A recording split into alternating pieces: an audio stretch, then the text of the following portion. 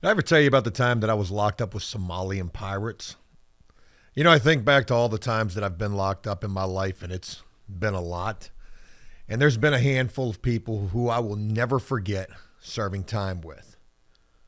Roy Lee Malvo, one half of the DC Snipers. Somalian pirates come to mind as well, too.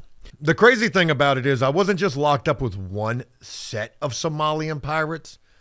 I was locked up with two in the same jail in different cell blocks, obviously at different times during the same incarceration. I guess back in 2009 or 2010, whenever it was, when these Somalian pirates came into Western Tidewater Regional Jail in Suffolk, Virginia, a jail that housed federal inmates as well as state prisoners. I think they even got more money to house federal prisoners than state prisoners. But back during this time, I guess it was a big deal. Piracy was at an all-time high. I think the movie Captain Phillips came out somewhere within a few years of this. But this was definitely one of the scarier times in my incarceration because these Somalian pirates, you knew that they would kill. They'd probably already done so.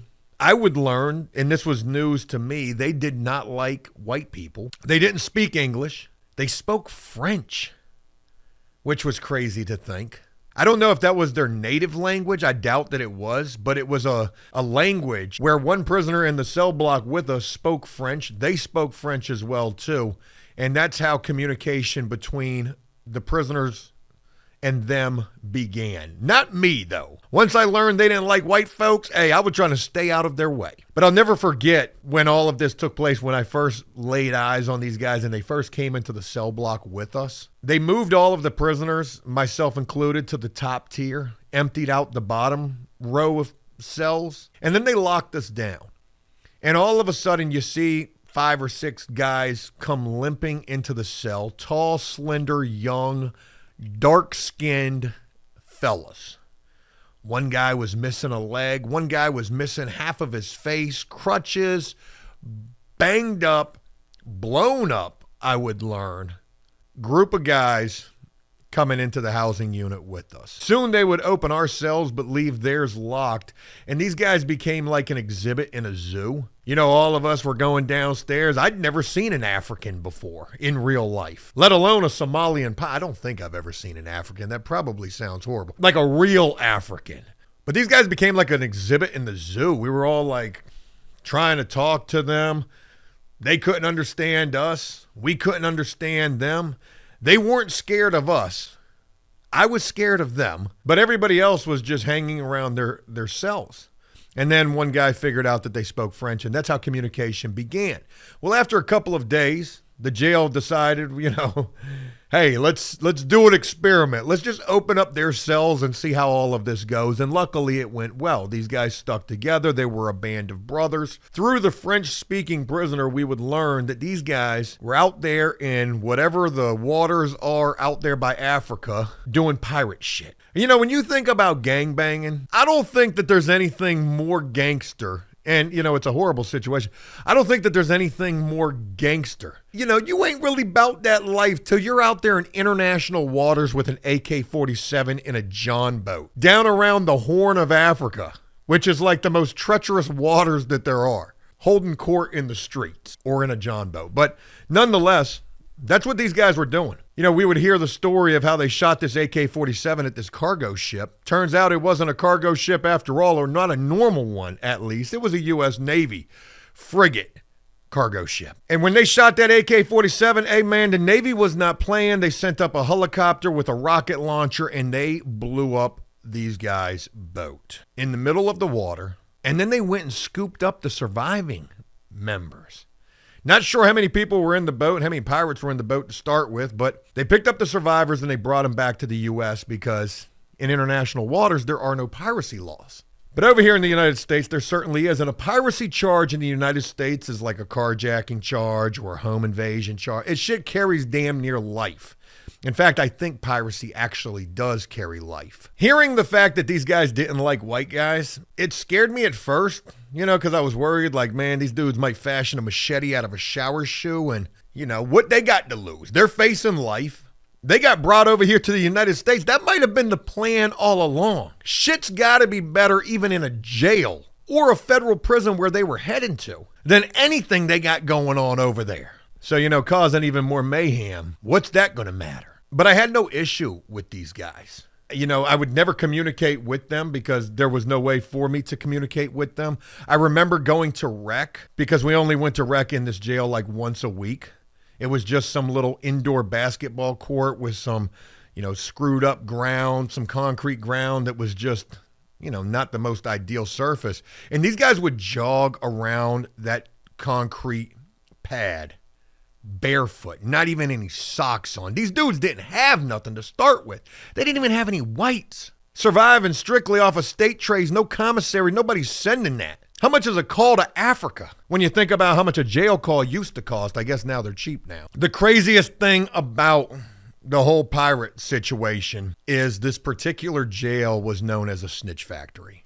Everybody in here was jumping on everybody's case. It was horrendous.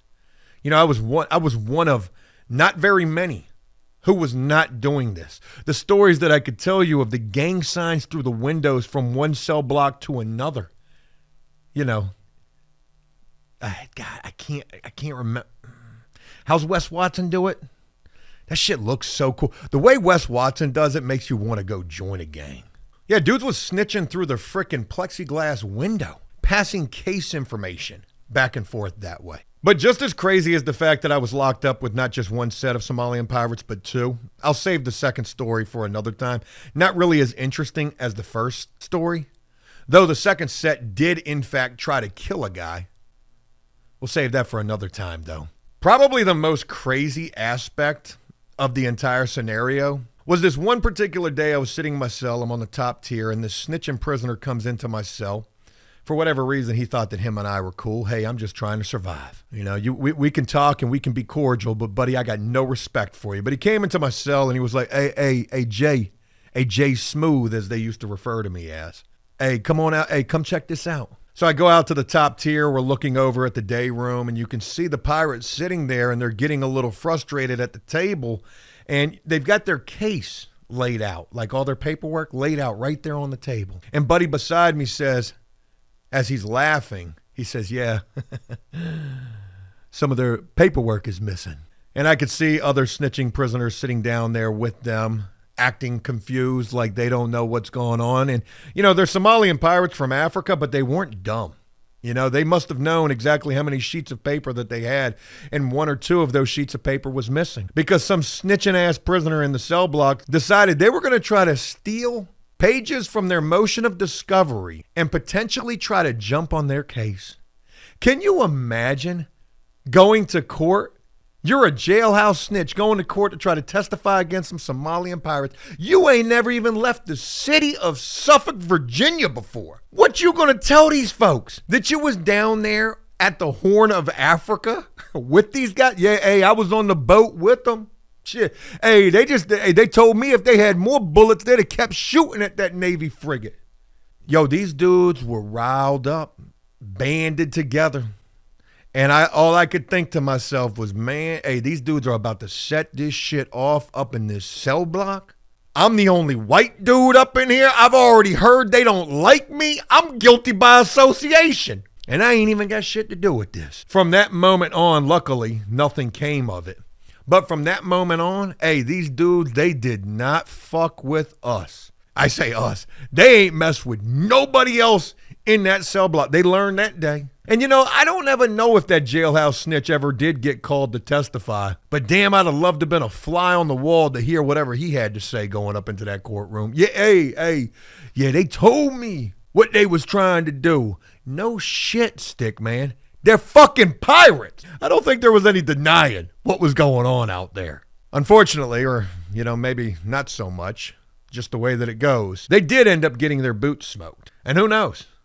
Maybe at this point, wherever they're at in some federal prison, maybe they're living way better than wherever they were out in Africa somewhere. Crazy to think about.